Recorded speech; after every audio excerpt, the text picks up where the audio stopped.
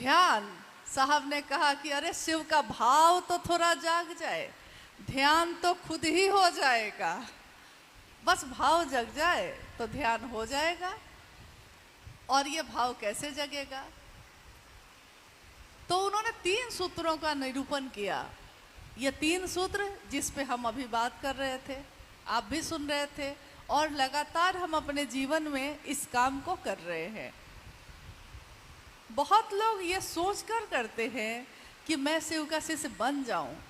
बहुत लोग इसलिए करते हैं क्योंकि ये साहब ने कहा है तो मुझको करना है। बहुत लोग इसलिए करते हैं कि अब मान लिया है, रिश्ता बना लिया है तो विवशता है, मजबूरी है, करना ही पड़ेगा। किसी का विवाह हो गया है तो कोई प्रेम में पति की परवाह कर रही है, और किसी का विवाह हो गया है जबरदस्ती कर दिया गया है, लेकिन जबरदस्ती भी कर दिया गया है तो एक दिन परवाह पैदा हो जाती है।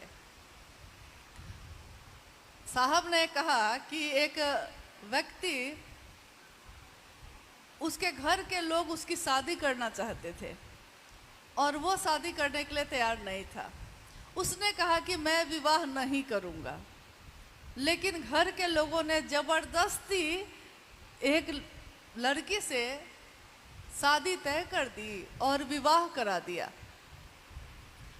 विवाह करा दिया, जबरदस्ती कराया था, इसलिए उसको उस लड़की के लिए रिएक्शन था, उस लड़की से विरक्ति थी, उसके तरफ देखना भी नहीं चाहता था।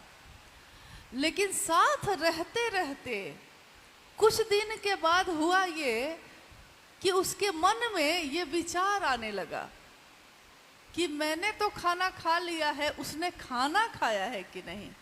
ये जबरदस्ती की शादी थी। जबरदस्ती भी अगर रिश्ता जोड़ दिया गया तो क्या होता है? जबरदस्ती भी किसी का भला हम कर दें तो क्या होता है? भला मतलब क्या? अभी आपने सुना, आप कह भी रहे थे कि भाई कर भला तो हो भला, यानी आप करिएगा दूसरे के लिए जो, दुनिया वही आपको वापस लौटाएगी। किसी दूसरे का भला अगर जबरदस्ती भी कर दिया जाए तो क्या होता है? इसका उदाहरण साहब श्री ने एक सच्ची घटना को बताकर दिया। उन्होंने कहा कि अंग्रेजों का शासन था उस समय देश पे, और एक जज जो अंग्रेज थे, एक जज साहब जो अंग्रेज थे, उनकी अदालत में एक व्यक्ति को लाया गया और वो हत्या का मुजरिम था। उस पे आरोप थे कि इसने हत्या की है। अगले दिन उसकी सुनवाई होनी थी, डिसीजन यानी फाइनल सजा सुनानी थी उसको, और उस समय हत्या की सजा मतलब कि फांसी होनी है, तय है।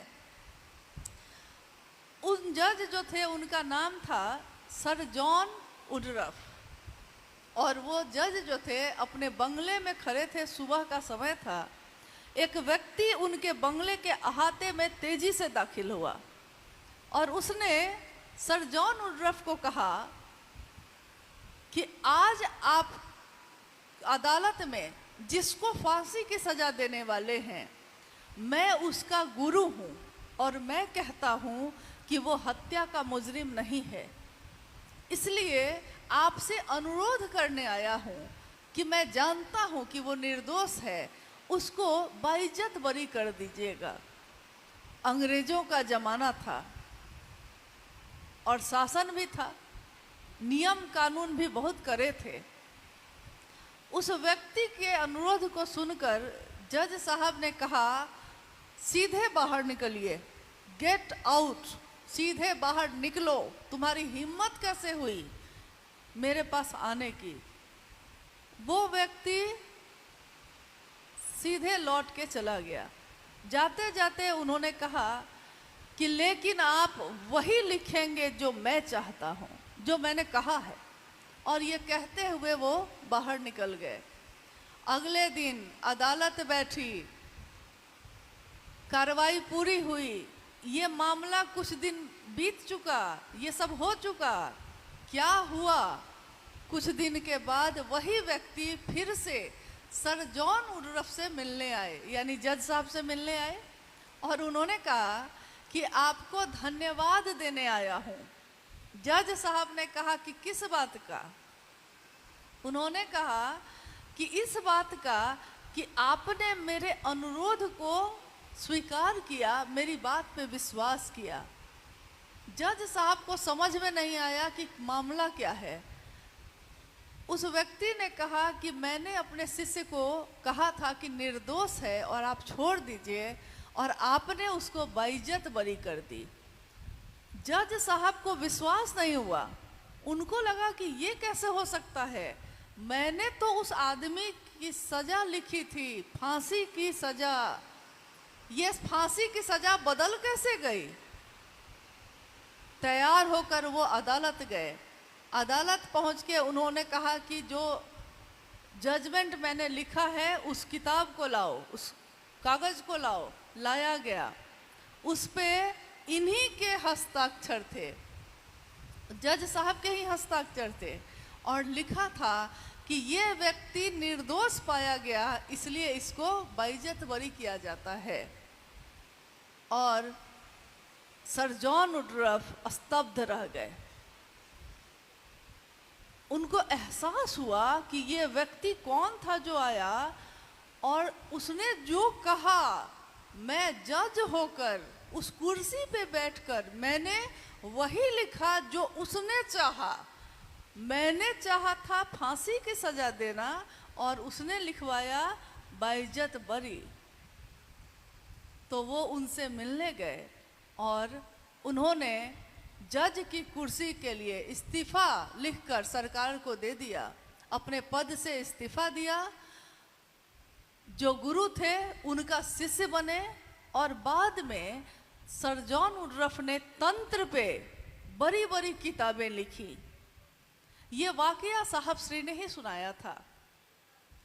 उन्होंने कहा कि तंत्र पे, प्रेम और समर्पण पे उस जज ने, जो अंग्रेज था, उसने मोटी मोटी किताबें लिखी, और उसने उन किताबों में एक अनुभूति लिखी, अपनी एक वाकया लिखा। उसने लिखा कि बंगाल में एक वकील थे, बंगाली बाबू थे वो, और दुनिया के जितने भी पाप होते हैं लगभग सब वो करते थे। जितने भी कदाचार, नैतिक अनैतिक, सारे काम वो करते थे। कितनी बार इन्होंने कहा कि इस रास्ते को छोड़ दीजिए, गलत काम करना छोड़ दीजिए, लेकिन वो तैयार नहीं हुए, उन्होंने इनकी बात नहीं सुनी। और एक समय ऐसा आया कि सर जॉन वुडरफ जो थे, उनसे उन वकील साहब की भेंट नहीं हुई बहुत दिनों तक। बहुत दिनों बाद उनको याद आया तो उन्होंने पता किया कि वो जो वकील साहब थे कहाँ हैं। पता चला कि उनकी मौत हो चुकी है, शरीर से वो ख़त्म हो चुके हैं। उस समय जो तंत्र के ज्ञाता थे, ये जो अंग्रेज थे, जज साहब, उन्होंने अपने द्वारा जो भी उनकी विधि थी उनका आह्वान किया और पूछा कि तुम अभी कहाँ हो? उधर से उत्तर आया कि मैं शिवलोक में हूँ। ये उस किताब में लिखा है जो उनके द्वारा लिखी गई, मैं शिवलोक में हूँ। इन्होंने पूछा क्या वो शिव की दुनिया है? उन्होंने कहा कि नहीं, शिवलोक में शिव नहीं रहते। तो वहाँ कौन रहते हैं? तो उस उधर से उत्तर आ रहा है कि यहाँ रामकृष्ण परमहंस जैसे सदगुरु रहते हैं, उच्च श्रेणी के संत रहते हैं। इन्होंने कहा कि इतनी अच्छी जगह तुमको कैसे मिली? क्योंकि तुमने तो धरती पे सारे पाप किए थे और मेरे बार बार कहने से भी छोड़ा नहीं था। उस व्यक्ति ने कहा, उत्तर जो आया वो ये था कि मेरी मौत होने से कुछ महीने पहले, 5-6 महीने पहले मेरी तबीयत बिगड़ गई, तबीयत बहुत खराब हो गई और मैं इतना विवश हो गया कि मैं बिस्तर पे लग गया, उठ भी नहीं सकता था।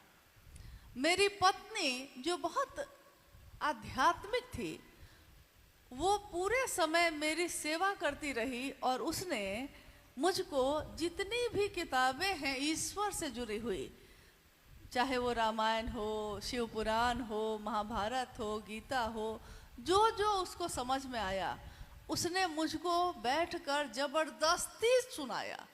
मेरा मन नहीं था सुनने का, मैं कान बंद करना चाहता था, लेकिन उसने जबरदस्ती सुनाया।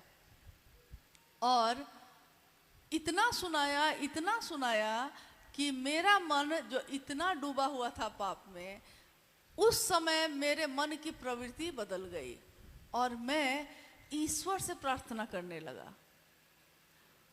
फिर मेरी मौत हो गई और मुझको ये स्थान मिला।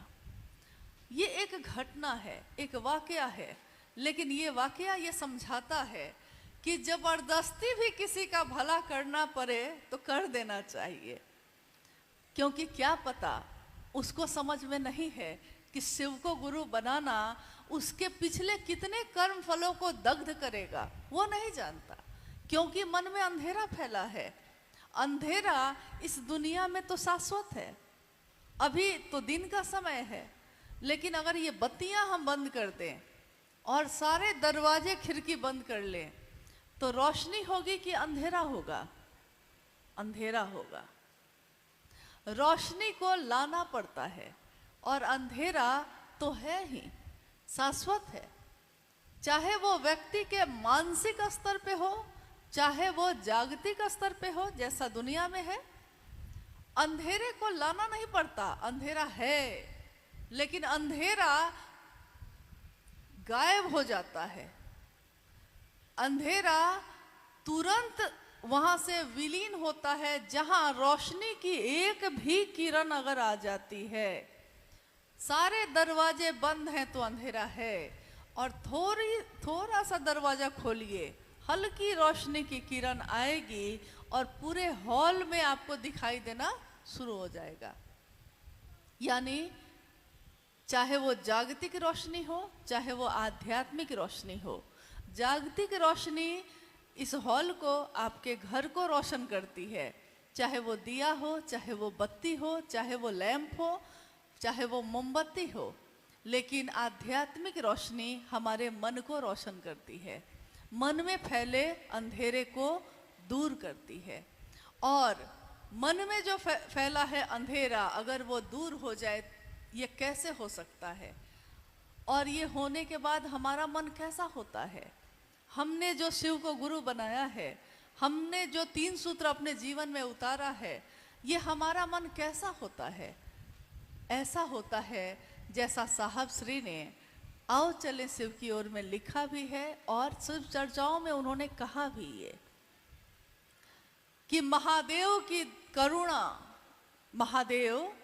महादेव के द्वारा सतत प्रवाहित करुणा जब शिष्य भाव से मिलती है, महादेव के द्वारा सतत प्रवाहित करुणा जब व्यक्ति के शिष्य भाव से मिलती है तो क्या होता है? तो वो उसके मन में चिन्मयी उद्वेलन पैदा करती है। हम जो ये कहते हैं ना कि पहले सूत्र में हम बार बार ये क्यों कहते हैं, हे शिव आप मेरे गुरु हैं, मैं आपका शिष्य हूँ, मुझ शिष्य पर दया करिए, हम ये क्यों कहते हैं? मुझ शिष्य पर दया करिए, ये क्यों कहते हैं? क्योंकि गुरु का भाव तो है ही, लेकिन जैसे ही हमारे दिल में, हमारे मन में ये भाव शिष्य का प्रकट होता है, विचार प्रकट होता है, प्रेम प्रकट होता है, तो ये क्या होता है? ये शिष्य भाव गुरु भाव से मिलता है। और गुरु भाव जो सतत प्रवाहित है, जो लगातार है ही, उसको लाना नहीं पड़ता, वो है ही, लेकिन शिष्य भाव को लाना पड़ता है। तो हम जैसे ही शिष्य भाव लाते हैं, ये हमारे मन में चिन्मयी उद्वेलन पैदा करता है। इसका अर्थ है चिन्मयी मतलब शुभ्र, ज्ञान की रोशनी, एक ऐसी रोशनी जो ज्ञान से रोशन है, जिसमें सब कुछ प्रकाशित है, सब कुछ चित्त में दैदीप्यमान प्रकाशित है। वो ज्ञान की रोशनी, उद्वेलन मतलब आपने देखा होगा कि जैसे कुआं अगर है, पानी से भरा हुआ है, या तालाब है, तालाब होगा इधर, तालाब में आप जब जाइए तो अगर वो तालाब का पानी शांत है और आप उसके किनारे बैठ के उसको देख रहे हैं, शांत है, पानी में कोई हलचल नहीं, पानी की अपनी एक तरंग है, चल रही है, लेकिन आपने बगल से एक पत्थर उठाया है और उस पत्थर को उस शांत पानी में फेंका है, क्या होता है? जैसे ही वो पत्थर पानी में फेंका जाता है, उसमें एक ऐसे देखिएगा कि गोलाई में एक तरंग पैदा होती है। उद्वेलन का अर्थ यही हुआ कि हमारे मन में जो जगत के लिए तरंग है लेकिन शिव के लिए नहीं है, महादेव के लिए नहीं है, तो जैसे ही हम अपना शिष्य भाव देते हैं, वो गुरु जो मेरे मन को ऑपरेट करते हैं, अब वो गुरु उस मन में ये उद्वेलन पैदा करते हैं, यानी वो तरंगे पैदा होती हैं। आप कहिएगा कि ये तरंग जो पैदा होती है ये क्या करती है? साहब कहते हैं कि ये जो तरंग पैदा होती है वो व्यक्ति के मन में पैदा होती है, शिव के लिए पैदा होती है, और जैसे जैसे ये तरंग गहरी होती है, बढ़ती चली जाती है, तो व्यक्ति की चिंतन धारा, यानी उसका चिंतन धारा मतलब हम चिंतन करते हैं ना, हम अपने घर के लिए करते हैं, परिवार के लिए करते हैं, समाज के लिए करते हैं, हम कोई ना कोई चिंतन करते हैं, सबका भला हो, सबका अच्छा हो, कुछ ना कुछ करते हैं, लेकिन इस चिंतन करने में हमारा स्वार्थ होता है, यानी शुरू तो हो मेरे से हो, मिले दया मुझको मिले, सामान मिले मुझको मिले, समृद्धि मिले मुझको मिले, यानी स्वार्थ से भरा हुआ ये सोच जो मेरी है, ये जो चिंतन है, ये क्या है? ये स्वार्थ से भरा हुआ है। लेकिन जब शिष्य भाव गुरु भाव से मिलता है और तब जो उद्वेलन पैदा होता है, वो व्यक्ति के मन को स्वार्थ जनित तटबंधों को तोड़कर, स्वार्थ जनित तटबंध मतलब जैसे अलग अलग बांध बना के हमने पानी इकट्ठा कर रखा है ना, कि सिर्फ पानी मेरे लिए है, ये सारे तटबंध को आपका ही चिंतन, आपका ही मन इन सारे तटबंधों को तोड़ देता है, जो घेरा हुआ है, जो स्वार्थ में डूबा हुआ है। और ये तटबंधों को तोड़कर वो क्या करता है? तो सर्वमय होता है, सबका चिंतन करता है, सबका भला चाहता है, सबके लिए अच्छा करता है। और मन का भैरव, इसकी अगली पंक्ति है कि मन का भैरव दैविक, दैहिक, भौतिक, ये तीनों तरह के जितने भी कष्ट हैं, सारे कष्टों को अपने त्रिशूल से विदीर्ण करता है। मन का भैरव यानी अब हमारा वही मन जो बहुत कमजोर था, छोटी छोटी बातों पे जो रोता था, कोने में बैठ के हम रोते थे, पति ने कुछ कह दिया तो आंखों में आंसू हैं, पड़ोसी ने झगड़ा कर लिया तो बैठ के रो रहे हैं, घर में किसी ने कुछ कह दिया तो रो रहे हैं, परेशान हैं, तनाव में हैं, पागल हुए जा रहे हैं छोटी छोटी बातों पे। और आज बड़ी बड़ी बातें होती हैं, आप अपनी ही कानों से सुनते हैं कि किसी ने आपके लिए क्या क्या ना कह दिया, जबकि आपने नहीं किया है कुछ ऐसा। वो सारी बातें सुनते हैं आप, लेकिन आपके मन पे इन बातों का कोई प्रभाव नहीं। क्यों नहीं है? क्योंकि ये मन जो इतना कमजोर था, उसने शिव की संगति ली है, और शिव की संगति लेने के बाद ये मन अब कैसा है? तो मन का भैरव, भैरव मतलब जिसकी आवाज सुन के भी भय पैदा हो। भैरव शिव का के गण हैं ये, आवाज सुन के भी जिसके भय पैदा हो। आपका ही मन अब मन भैरव है, और वो क्या करता है? जब मन मजबूत होता है तो क्या होता है? दैविक यानी कोई ऐसा कर्मफल जो हम कहते हैं ना पिछले जन्म से चला आ रहा है, हम कहते हैं कि इस जन्म में तो हमने कुछ ऐसा नहीं किया, तब भी क्यों भोग रहे हैं। तो हम में से कोई कहता है कि लगता है पिछले जन्म में कुछ किया होगा, यानी दैविक, जो ऊपर से ही आरोपित है आप पे, आपको भोगना ही पड़ेगा।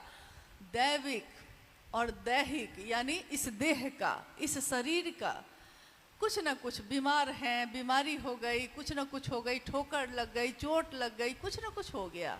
दैहिक, भौतिक, आर्थिक तंगी हो गई है, नौकरी छूट गई है, जमीन बिक गई है, हाथ में 1 रुपया नहीं है, यानी भौतिक। रहने को घर नहीं है, चलने को गाड़ी नहीं है, हर तरह से कष्ट ही कष्ट है आर्थिक रूप से, यानी भौतिक रूप से। लेकिन शिव का शिष्य होकर मन ऐसा भैरव होता है कि वो इन तीनों को, दैविक, दैहिक और भौतिक, तीनों तरह के कष्टों को एक साथ दग्ध करता है, एक साथ विदीर्ण करता है, सीधे उसको फाड़ देता है, खत्म करता है मामला। मन पे उसका असर होना बंद। बीमार है तब भी ठीक, बीमारी ठीक हो जाएगी, नहीं होगी तो क्या करेंगे, अब महादेव यही चाहते हैं। पैसा नहीं है, चलिए कोई बात नहीं है, अब निकल गए हैं, दूर नहीं जाएंगे तो कोई बात नहीं, बगल वाले से बात कर लेंगे, कोई फर्क नहीं पड़ रहा। पॉकेट में पैसा नहीं है, लेकिन अंदाज तो ऐसा है कि जैसे लगता है कि फकीरी में अमीरी की अदा लेकर आए हैं। फकीरी है लेकिन अदा कैसी है, लगता है कि जैसे कहाँ के अमीर आए हैं, इतना ताव है। कोई महादेव के लिए कुछ कह दे, उसके घर दोबारा नहीं जाएंगे। नहीं, ऐसा करते हैं ना हम लोग। यानी मन का भैरव अब क्या क्या करवा रहा है आपसे। और भौतिक मतलब पहले इस बात का असर होता था कि बगल वाले का घर 3 मंजिला बन गया और हम लोग 1 ही मंजिल पे हैं। उसका घर जो है उस पर टाइल्स लगा हुआ है और मेरे घर की दीवार पे मिट्टी लगी हुई है।